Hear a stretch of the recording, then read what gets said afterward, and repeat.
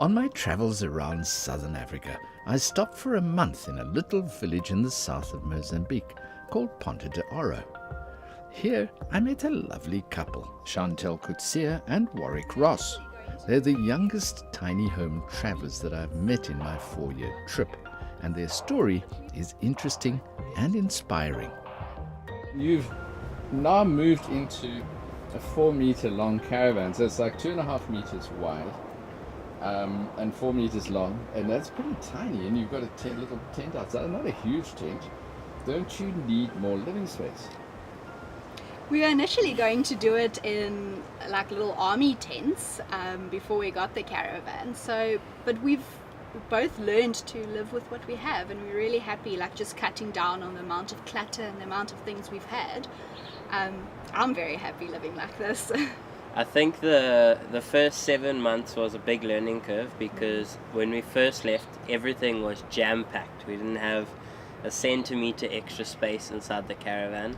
And like she said, we were supposed to initially do it in a 3x3 meter dome tent and our car on our first set of travels. And fortunately enough, my father, just 2 weeks before we were supposed to leave the first time, said, "Why don't you guys take the caravan?"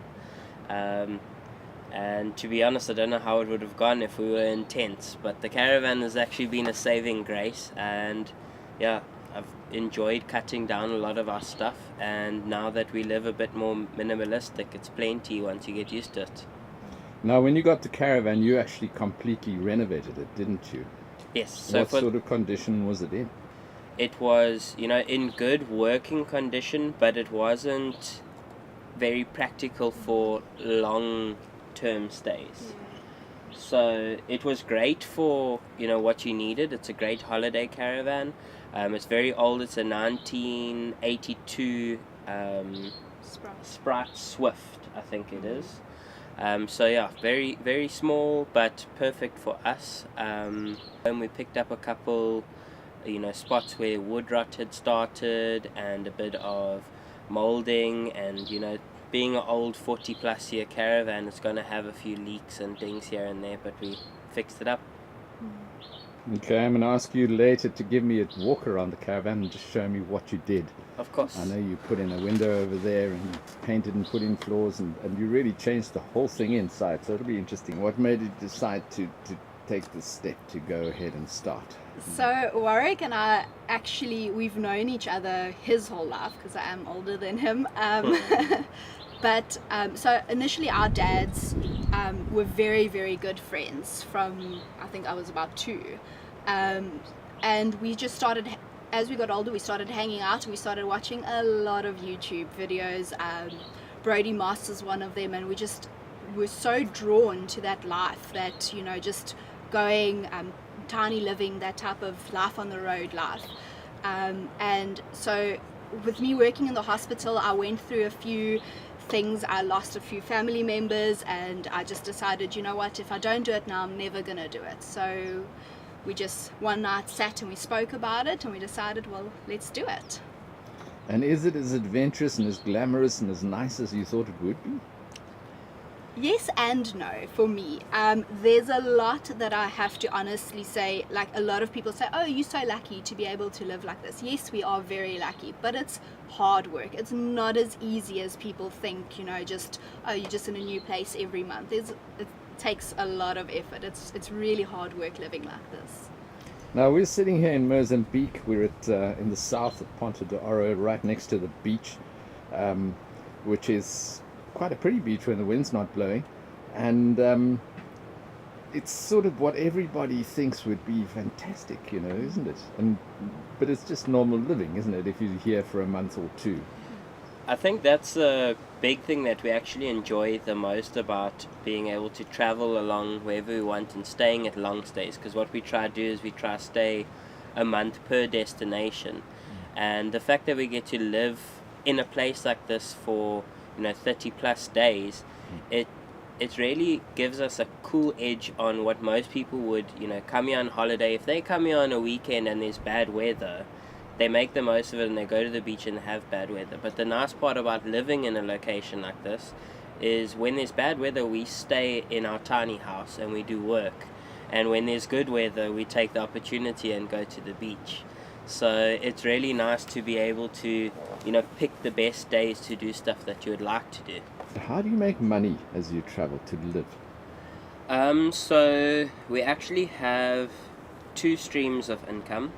We work for one agency together, and then Chantal basically works two part-time jobs to make herself a full-time job. So she does our page management for social media, and then she's also an intake concierge for a New York-based therapy practice. I do paid media and graphic design, and where we tie up together is we both work for the same agency called The Social Local, and we basically specialize in social media management.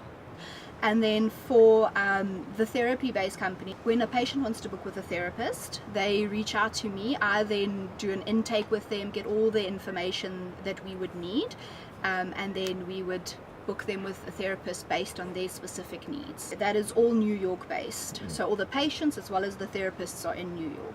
And how do you communicate with them? So I phone them. I've got an app on my phone that gives me an American number, and I'll then phone them and speak to them over the phone. And what is that app called? iPlum. All right. And does that work pretty well? Is it a paid app? Yes, so I don't have to pay for it. The company pays for it, but yes, good. it is a paid app. And do you find that you're earning enough money doing what you're doing to survive every month? Yeah. And yeah, hopefully we do. put loads of money into the bank. Well, that would be ideal, but we're living comfortably. Okay. So you need telephone and internet, both of you need telephone and internet connection. And so how do you get traveling on the road and going to places that are pretty out of the way like this one? So when we got here, we had to buy a SIM for Mozambique, but we actually have got Wi-Fi. So as long as we've got signal with Vodacom, we are sorted. Does your South African Vodacom LTE, I presume, Yes. signal work in Mozambique? No. So when we got to Mozambique, we had to buy a separate SIM card, which we got Vodacom as well, just because we heard it was the best for signal. We have to make sure we have power, and we have to make sure we have signal. So those are basically our two only requirements, but they're massive, because if we get to somewhere that we've planned to stay for a month and we don't have either of those two, it then means we can't work. So we have to make sure that comes for us, or else we won't be able to do what we do. Yeah. Right. And the cost of data in Mozambique, what's that like? So when we got here, the locals are very quick to rush you to buy data plans and stuff from them. We were originally looking for about 100 gigs of data, which is what we need to kind of survive bare minimum for the month. And that was going to cost through them about 2,000 Rand, which is quite expensive. So we just bought the SIM card from them, we reloaded our own airtime, and by ourselves we bought our own data, which then came across a lot cheaper. So it worked out to about 680 Rand, and we got 75 gigs. Most of the people at the caravan parks that you go to, I presume, are older people, Yes. retired people. Would you prefer to stay where there are more young people? It doesn't actually bother us. I think we're both quite old souls, so we get along with the older people very, very well. We don't like drama, and I'm not a jola, so for me the younger people, it doesn't really bother me. I'm happy with the older people sitting and chatting, just having the nice, calm, relaxed environment around me. Yeah, I agree. It definitely is a bit different when there's filled with a lot of young people, which I don't mind either. It's generally quite a bit noisy, and generally that's in holiday season, so it's normally loud music and stuff every day, which then it bothers me a little bit because we don't really take much leave for work, so it's difficult to get work done. But at the same time, like, I'm a social bunny, so no matter who comes and what type of people are around us, I make friends very quickly. The caravan itself is 4 meters long and just on 2 meters wide, so it's not a lot of space. The outside diameter is 3.5 meters long by 3.5 meters at that side and 4.5 in the front. So originally the caravans come with a rectangle awning, whereas we kind of have designed the awning like this so that it gives us a bit more room in the front. It was originally white and light pale blue, which we then sanded down and painted it with a more of like a bush khaki color, just because we enjoy the color, and we have a lot of places we go are kind of in the bush, so it's a nice subtle color. It's a matte 2K finish, and we've also matched our awning colors with the same type of thing, so it gives it a nice aesthetic. What paint did you use? So it's a 2K, I think it's called Fiat Beige. What does 2K mean? 2K is just basically a car quality paint. Okay. So it's something that you would put on your vehicle. You get it in a gloss and a matte finish. This is the matte finish.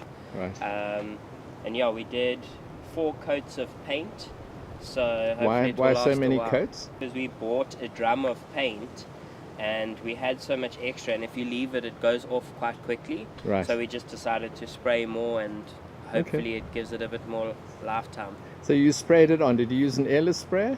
Yeah, so we actually mixed it ourselves. It comes with a hardener and like a drum that you have to mix ratios in, and then we use the compressor and the air sprayer to spray the whole thing. So it's a 2-part paint. Yeah. Okay, so almost like an epoxy Yeah, type almost. paint. Yeah. Okay, brilliant. And you sprayed it on with a gun. How long did it take you to do the spraying? So the main work came with sanding. It took about 3 days to sand the thing properly. The painting is pretty quick. With the air gun, it covers about a meter band at a time. So you wrap around the caravan in about 10 minutes, and then you need to give it 15 to 30 minutes between coats. So it was half a day and we had painted it, but the main work 4 comes coats down. in half a day. Yeah. That's fantastic. The- Okay, and then you got an aircon in the front here as well. Yeah, so we installed a 9000 BTU aircon. It's a house aircon, so it's a split unit. The head is inside, which you'll see later, and out here is the aircon. There you can take a look. We fitted it on a bit of rubber to stop the bumps being so damaging on the aircon when we hit the bumpy roads. Yeah. It obviously doesn't solve the problem of the aircon shaking around, but it gets rid of a lot of those fine vibrations. And what did this aircon cost? So we paid 5,500 for the aircon. I then fitted the framing and everything myself, and then we paid a guy 1,000 rand to do the piping. It involves some copper welding and bending and stuff inside, so we just got a professional to do that. But all the trunking, everything I did myself. Does it keep the caravan cold? Keeps it like an ice box. Fantastic. Such a big aircon, especially when you get into split units, they're generally a lot more efficient. So it keeps a caravan super cold, and it comes in handy because we love going up to Kruger Park, and we've been into Mapungubwe, all of those northern places, typically in November, December. Yep. It's a beautiful time, but by midday it is 40 plus degrees, so it really comes in handy for that. And do you run it just off the mains in the park, caravan Yes, park? so we run it off of mains. We don't have off-grid power just yet. We need signal to work wherever we are, so at the moment we don't have any satellite stuff, so we have to be in signal range, and generally when you're in signal range is powered campsites around, so we typically stick to that. Okay. A couple other things on the aircon. We're not running it here at the moment because it's not really that hot yet. But when we run it, we obviously keep this housing off, and we have its own awning that comes out the front. It's not set up now, but when the aircon's running, it's got its own little roof just to protect it from rain and stuff, and we don't have to have that on. We also installed this, which is 3mm thick rubber, and that just acts as a protection to the caravan's aluminium against stones that flick up from the car. That's a good And idea. that's just stuck on with contact glue on both sides, and then pop rivets through it, which we've also put black silicone over to obviously help the look, but also, you know, to keep it in place in case the contact fails. And where would one buy that rubber? We actually got this from a small fabric store down in Port Shepstone called Favorite Bazaar. They typically, any of those waste centers, any of those type of stores hold that in the fabric store. You get two. One is a double layer thick, which is what we use here, and one has actually got a fleece on the back, which is quite nice for lining vehicles and etc. And the double layer thick is 3 mil in thickness, is it? Yeah. The other cool feature we have is this little video cable here. Yes. I'll show you when we get to the back of the caravan, but we actually plug this in addition to our lights on the vehicle. Yes. And what it allows us to do is we have a small camera on the back, so it gives us a live video feed into the car, so we no longer need towing mirrors, which is quite a relief. Plus it's also added security of we get to see people approaching or anything from the back of the caravan if need be. Sometimes we do drive through a bit bad areas in South Africa, especially up north. We've been through a couple really bad places, so it's just a nice added security. Nice. This is an old air vent that used to be to service the gas fridge inside. After the renovations, we switched everything to 220 electric. You'll see there's a DB board, everything inside. So we just covered this up with aluminium to stop any extra dust and stuff getting into the caravan. And obviously we just sprayed over that. Then underneath here there is a tap. This is quite a cool feature for people that are traveling. It's only 7.5 meters when it's like this, but as soon as you run water pressure in it, this extends to 30 meters. Fantastic. So you get quite a long reach from a hose pipe that stays relatively light. Our pipe that comes out of our washing machine, obviously being long stays, we need to do clothes washing. So this is our drainage pipe, and this is where we're starting to collect our stickers of where we've been. This is only our second place after the renovations took place, so we only have our previous accommodation here, which we stayed in Sodwana for a month, and we'll soon be getting a Pontedora one here for this stay. Nice. But we typically will add a sticker for every month long stay we travel to. Where do you buy the stickers? Every holiday destination typically has like a kiosk store, and all of them sell these.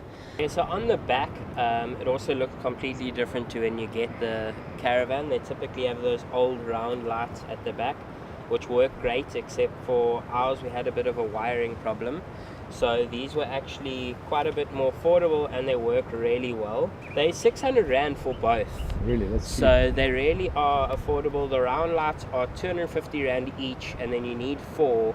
So it typically puts you at 1,000 Rand before you put a mounting box on or anything that you want to mount them in.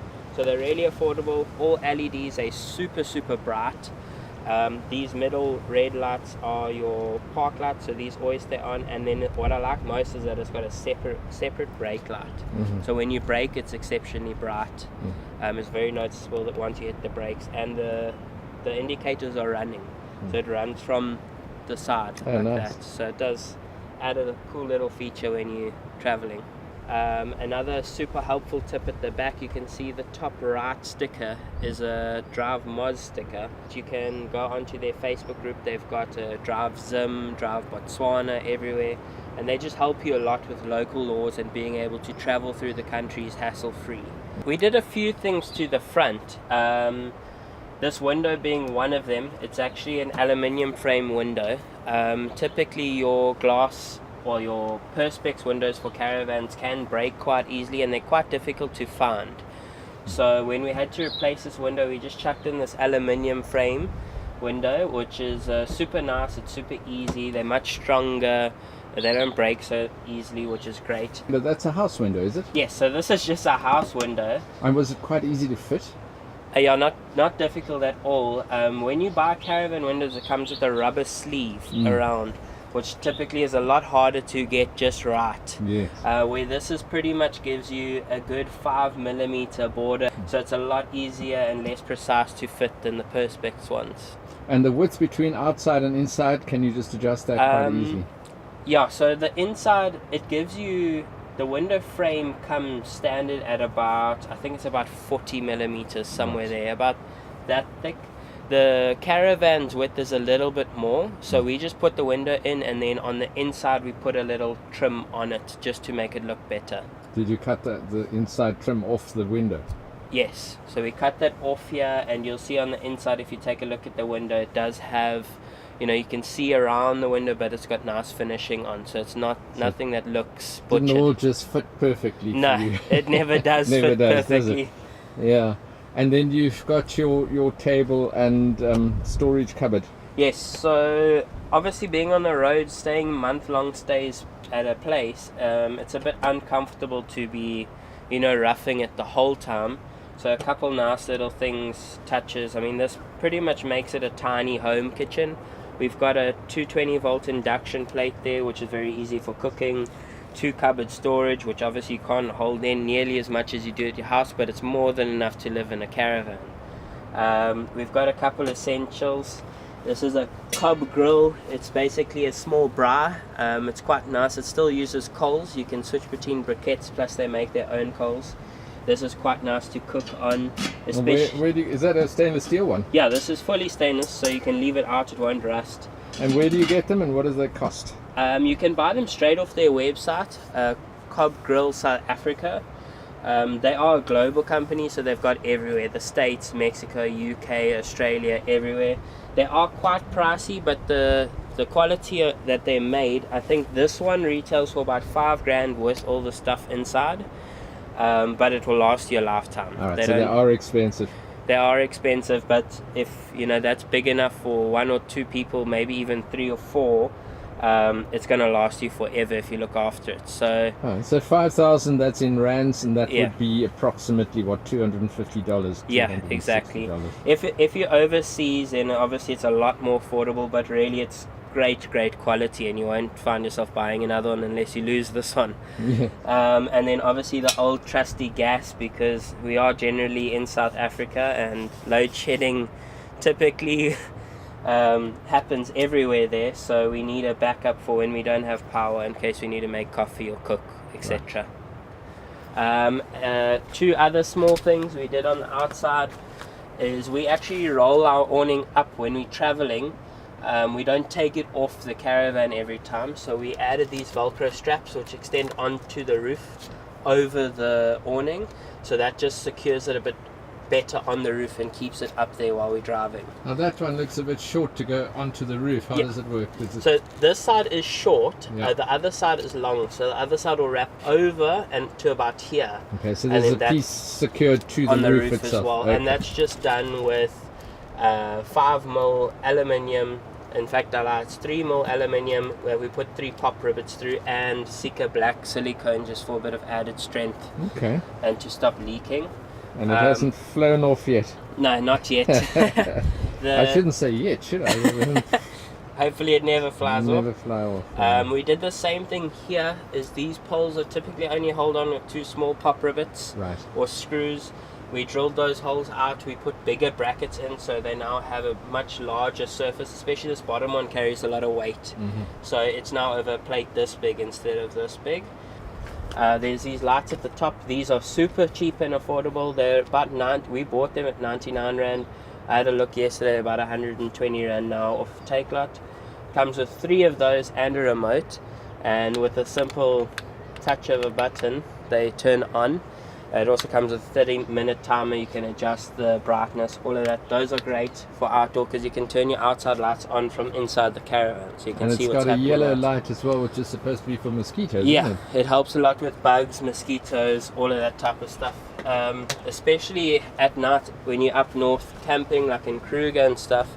As soon as you turn a light on and you try cooking, you just get swarmed. Right. So typically what we do is we'll put a spotlight somewhere in the bush to drag them away, and then we'll switch these onto yellow, and we typically don't have any bugs here while we're busy.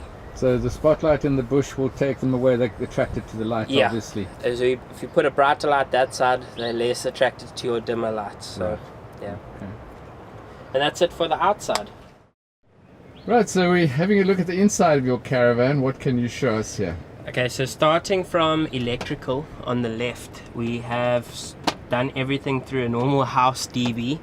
Obviously it was an at-home job, so the electrical we did ourselves as well.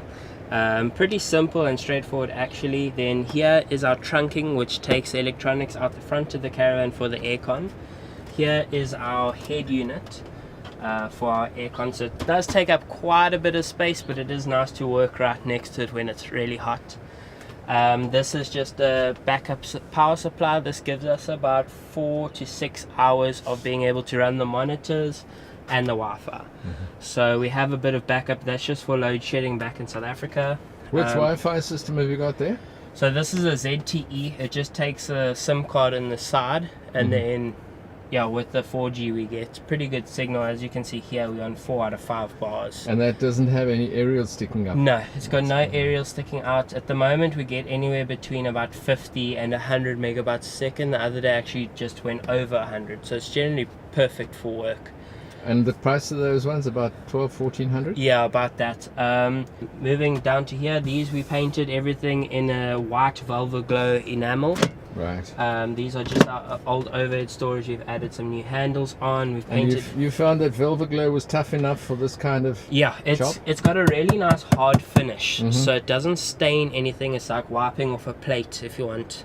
Were you using the oil-based Velvet Glow or the water? Yes, so it's the oil-based one, so it's got a lot harder finish and a lot easier to clean. And typically the paint doesn't rub off unless you use stuff like thinners and things like that. So they're really hardy. Moving down to the screen, this is just a 26-inch Dell monitor that I've put actually on a TV hinge, so I can move the screen as I want. Generally I move it this side for when I need a second screen for design work, and I move it here when we need a TV for watching movies at night.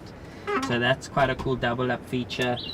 Moving over, we've got a big mouse pad just for when I do design in my laptop. We added these shelves in for our cupboards just because we found with the cupboard space that comes in with the Caravan, you typically have to scrunch your clothes up, and when you're traveling for a long period of time, it's much easier to fold than to roll everything up. Going to this storage, we actually added 12-volt lights in, so with the flick of a switch here we have a bit of lighting to get into our cupboards to see what's at the back, etc., that type of thing. And the storage room that you have, are you finding that's enough?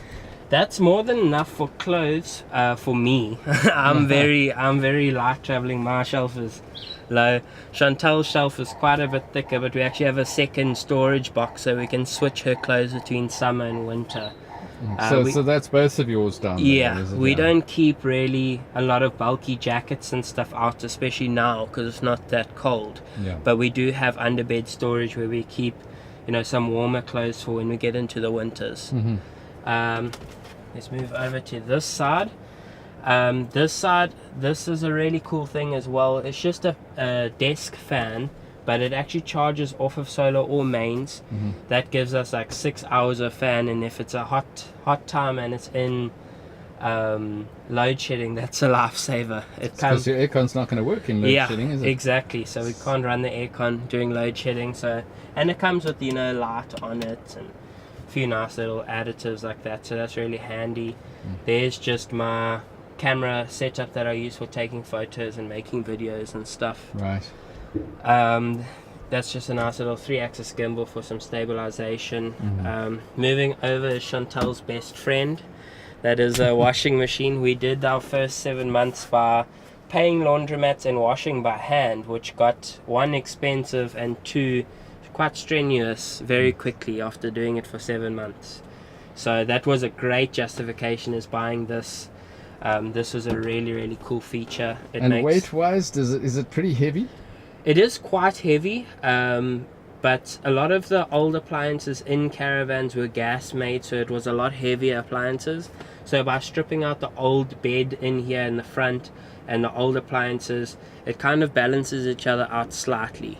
It is obviously added weight, but we were able to remove quite a bit of stuff, so it didn't end up changing the weight of the Caravan too much. Have you balanced the Caravan for towing in any way? How did you do that? So we made sure that there used to be a storage bed in the front where stuff would get packed, and the Caravan was quite evenly distributed.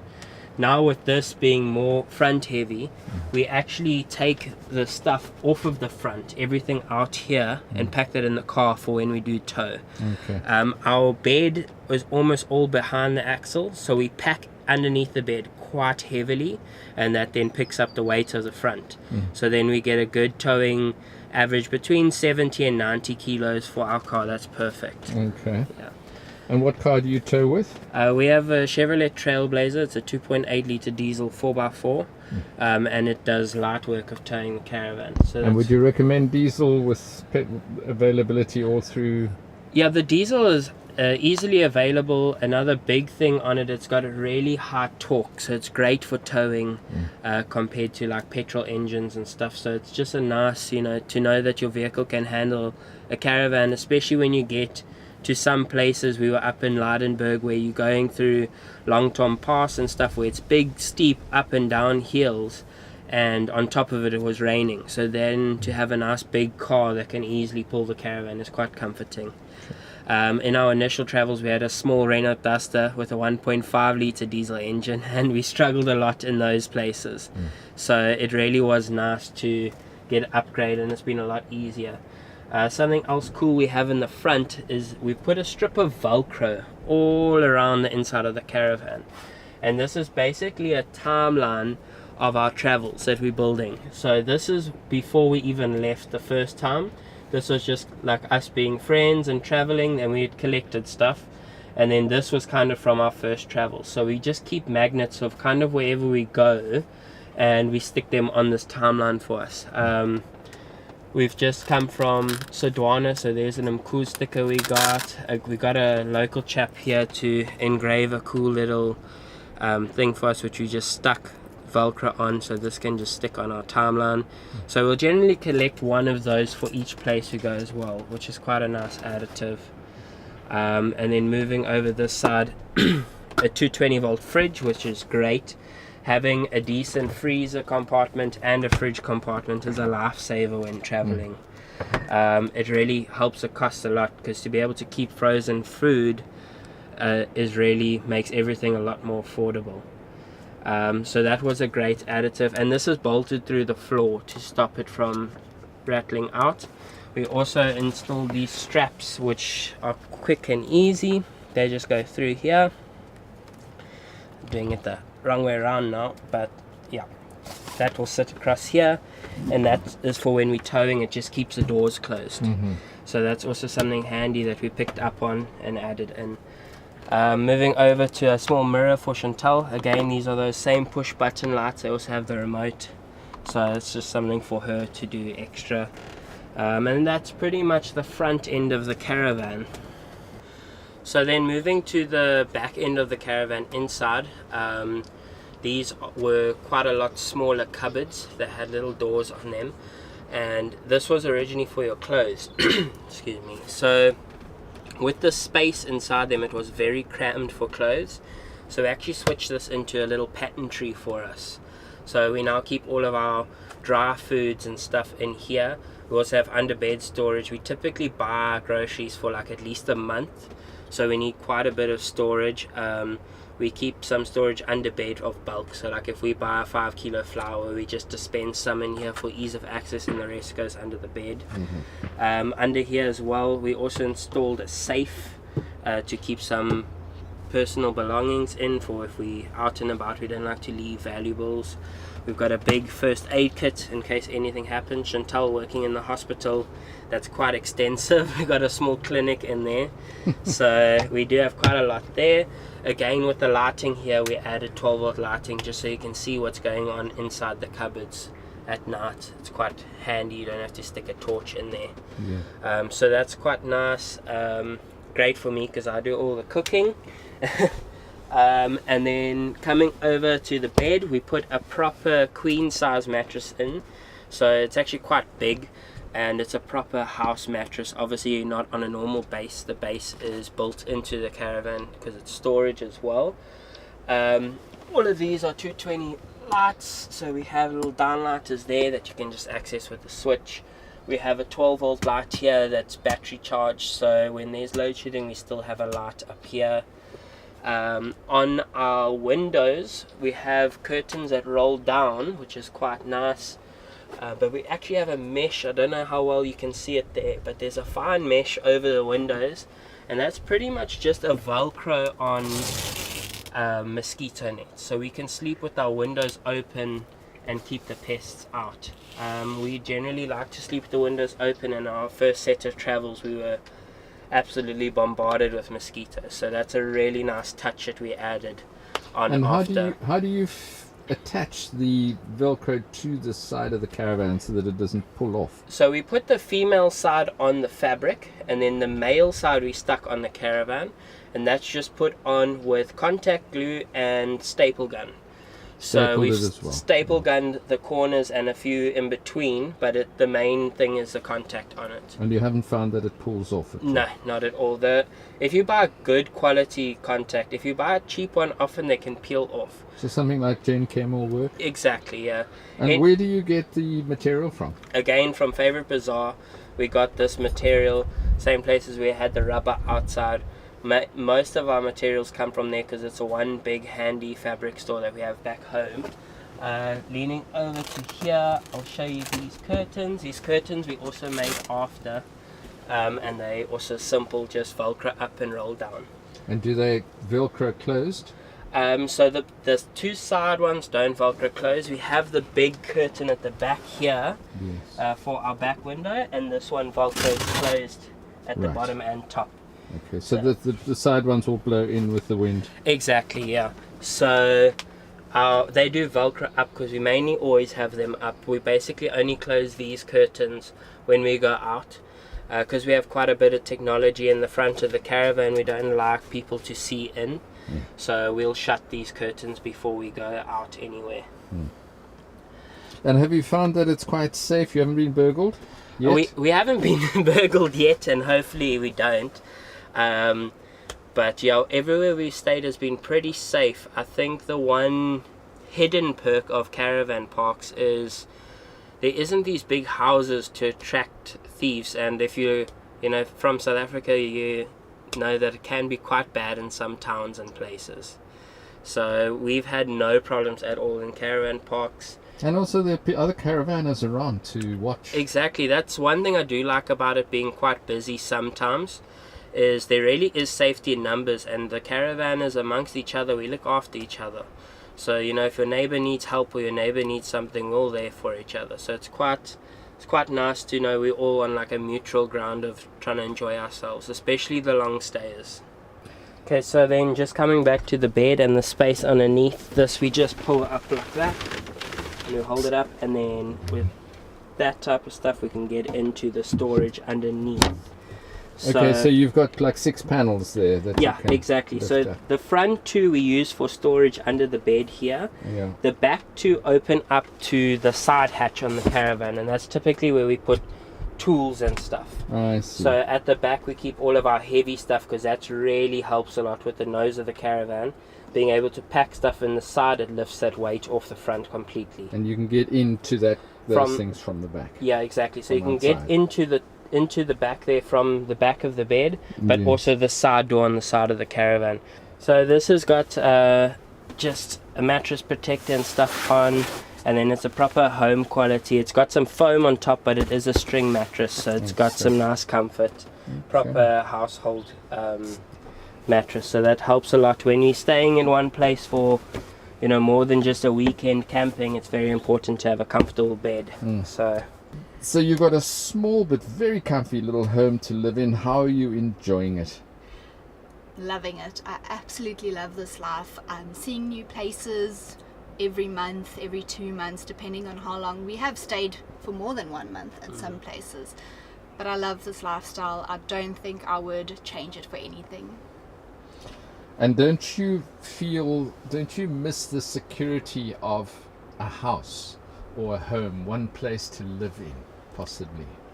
I don't. I've been living on my own completely on my own for quite a while, for a few years, and it's very lonely. It's especially as a woman alone. I mean, I've had quite a few break-ins. I felt safer in a caravan park than I have staying on my own a few times. So my parents stay in Coffee Bay, Eastern Cape, so whenever we're in the area we'll pop in, or when we're back home we make a trip going to Coffee Bay, visiting them. Whenever we feel like going home to his parents, they're in Umhlanga and in unturned, we just pack up and go. Yeah, the one nice thing is we both have super close relationships with our parents.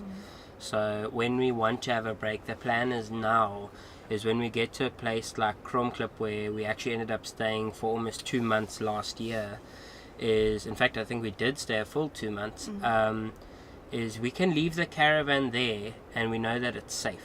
The owners, a lot of caravan places will let you store the caravan, and we can actually store our caravan and leave it plugged in so that the fridges and stuff don't break, and we can hop in our car and shoot home, do our rounds of visits, visit all the family and stuff, and then continue. So it's really handy being able to have a house that we can keep moving around, but it doesn't stop us from seeing our family and anything. Mm-hmm. And the plan for the future, for the next year or 2 or 3? Not stop traveling. We are wanting to do this as long as we possibly can, and then once we've done Southern Africa, we'll then maybe move on international, going to places like Bali and that. But for now, South Africa and Southern Africa, we do want to do some overlanding once we have the infrastructure for it. Okay. And how do people contact you if they want to? Yeah, so if you just type in Traveling Wild and Free on Google, we will pop up everywhere. Our Facebook page, Instagram page, I think is number 1. We get a lot of people that can contact us. They generally just drop us a message on our social platforms, straight directly. We pretty much see everything. Chantal, being the page manager, she's pretty quick to reply and have a look for anything that comes in. So Traveling Wild and Free on everything. Email is admin@travelingwildandfree, so pretty much easy to find. Excellent. And our logo is there. If you, yeah, we had a friend that painted that for us as a farewell from Kromklip. Oh, nice. So that's quite nice. All right, well, enjoy the next however long you carry on doing this for. Have a lovely time. Thank you. Thank you.